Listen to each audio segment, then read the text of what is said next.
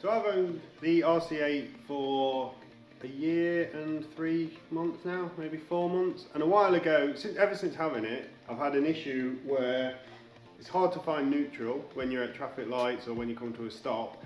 And also between like higher gears, say between maybe 4th and 5th and 5th and 6th, when you're absolutely nailing it, sometimes it'll find a false neutral, which is quite scary at like 100 odd mile an hour, just kind of floating along. It's quite a surreal feeling. So we installed the quick shifter, which actually helped with the problem, which quite a few people said. It did help. It's maybe cut it down 50% to what it was doing. So it only goes into neutral half the time that it did before. Now there is one other thing to install, which is this, the Sato Racing gear shift spindle brace holder type thing. And in this kit you get 4 bolts, a bearing, the brace itself and 3 spacers. What this does is it braces the spindle, the gear shift spindle here, against where the clutch pulley goes in, I guess. It's like the most solid mount there, so that's where it goes. As long as you've got the standard one. Apparently some of the aftermarket ones, if you change them, they don't fit through this hole. So as long as you're still on a standard one, this will then fit over there. Swap out these bolts, 1, 2, 3, and this one here, slip the bearing on, and away you go. Apparently it takes that little bit of play out and solves the problem for good. But we will see. I guess we'll get this installed and then take it for a road test. First of all though, let's see what you get in the box. Nice little kit actually. It comes, I mean it was quite expensive. For any of you that don't know, I think this was, with the current exchange rate, about £75, and then you had £20 shipping and about £10 taxes. All shrink wrapped together. Let's have a look. Cut it open. Little instructions there, which gives you torque specs. Very good. Although one thing I have learned with the RC8 is bolts tend to rattle loose. So what we will be doing is Loctite on absolutely every bolt that comes out. I know it maybe makes it harder when you come to wanting to take them off again, but it's just not worth everything rattling loose and then you're just losing everything. Especially when it costs over £100. I mean it is quite nice, but I know a load of the engineering guys will be like, I could have knocked that up in my lunch break. But yeah, check it out. Sato Racing. So we got that.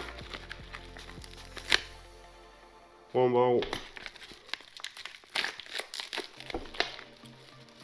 3 more with 3 separate. Those 2 seem to be the same. So those 2 are the same, then you got the big long one there. And then a little bearing. There is no ABEC rating on there. Any of you skaters used to know the ABEC rating, but I'm sure it's fit for the job. Right, what's next? Let's have a look where it's going. So it does fit quite nicely there. It's going to look quite nice, I suppose. It's actually held off far more than I thought. Like you've got quite a big gap behind the slave cylinder pulley type thing from the clutch. I don't know the technical terms, I'm afraid. Oh, so you do actually have an old bearing in there. So I need to see what we need to keep out of all this. So it turns out that that would come off the bolt quite easily, but someone else had put Loctite on. So then that bearing goes back in. This one then goes on top. You've got the longer bolt there, which then that's going to go on with the, hold on, you want that on the other side. That's going through, that's going on, and then that's going on like that. Kind of. There we go. So I will Loctite that, but first of all we're going to drop these two out. Three out.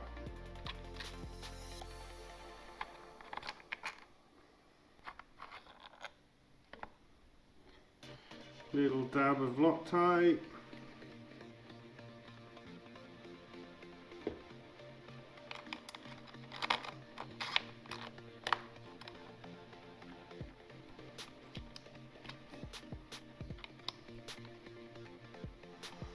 So it's a bit fiddly. Okay.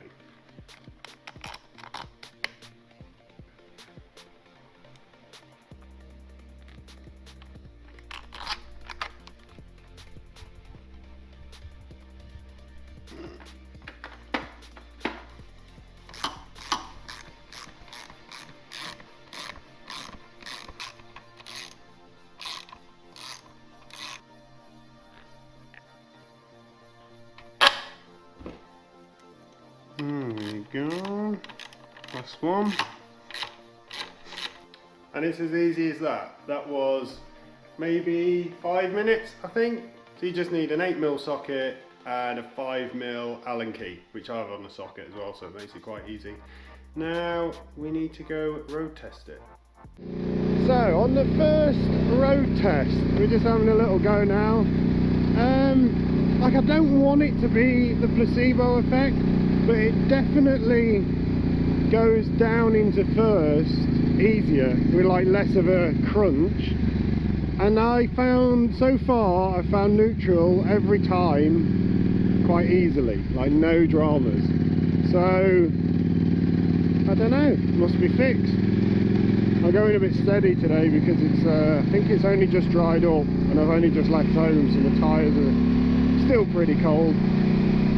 So yeah, so I haven't actually like gone for a bit of a blast and seen what it's like in the higher gears, but first impressions, it's not too bad. I think it's actually fixed. Well, it's definitely going into neutral way easier now, and it's definitely going down into first with less of a crunch.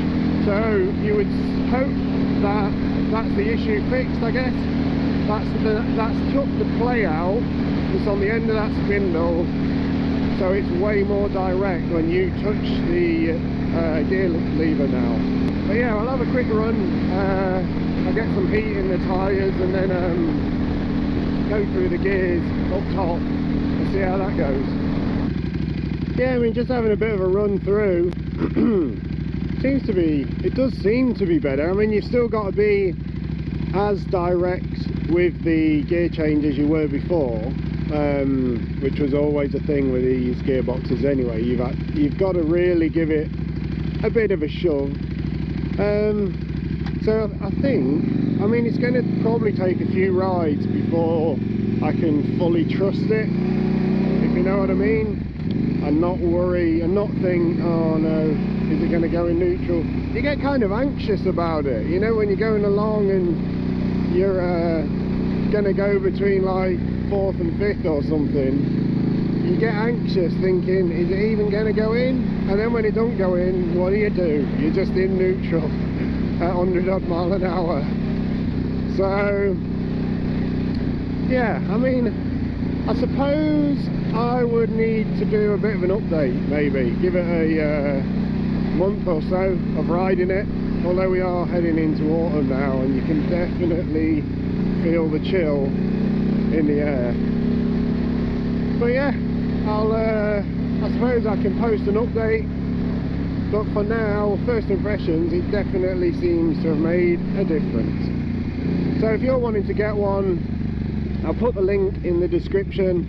There is a website that you can buy it off, or it's the exact same price on eBay, but it just shows you all the costs up front, so it looks like it's more money, but it includes all the taxes and I think it's delivery for the this is only for the UK. Like if you're in America, then you're going to get it super cheap. Well, if you're in Europe, yeah, you're going to have to pay all the import charges and delivery fees. But yeah, I'll post the link, and if you do install one, let me know if it fixed your problems. Hopefully it does. And yeah, we'll catch you in the next one.